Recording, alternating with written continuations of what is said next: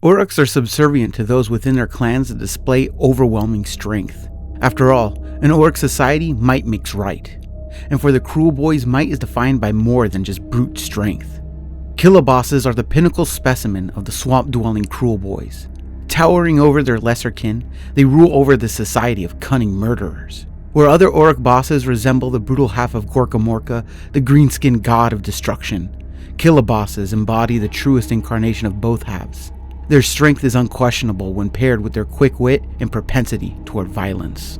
Similar to the hero worship of ancient mythical figures such as Gilgamesh, the tales of Killabosses and their own sadistic odysseys are told at Orruk campfires across the realms. There are many tales of storied Killabosses. Legends tell of heroes entrapping a giant just to make a boat out of their skull to sail across a vast underground sea. One tale tells of a Killaboss that nourished titanic gurish biting insects on the ale of a Duarden hold, so that they would rampage upon the settlement to continue their inebriated feast. These legends are told clan to clan, and some of them are even true.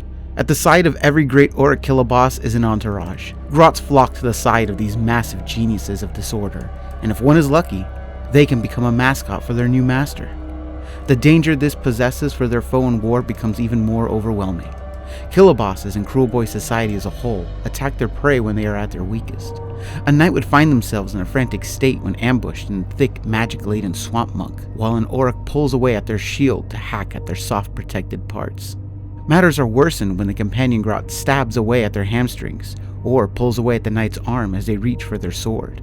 And even if the blade manages to be withdrawn, the Killaboss has no issues with thrusting the grot in the way for a blow intended for themselves.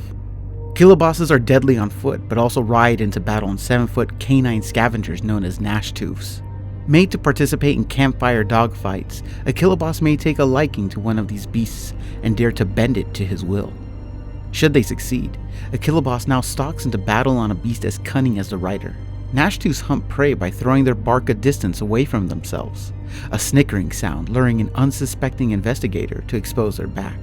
A mistake that would prove to be their last, as a Gnashtoof and its Killaboss rider pounce from the shadows.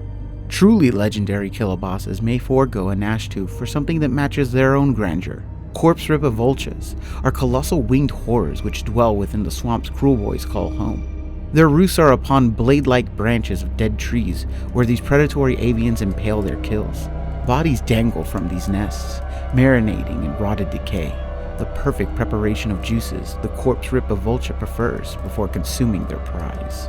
This drives other scavengers to try and steal away these lifeless trophies, but they are met with beak and talon that can crush rock and shear away steel. A moment later, their bodies now added to the vulture's larder. Killabosses daring enough to poison a vulture's food undetected are able to break the beast as it writhes in agonizing nausea. Flying silent within the mystifying bog that follows the Kruleboyz wherever they go, a Killaboss may now plan their next sadistic thoughts about the site of their next barbarous conquest.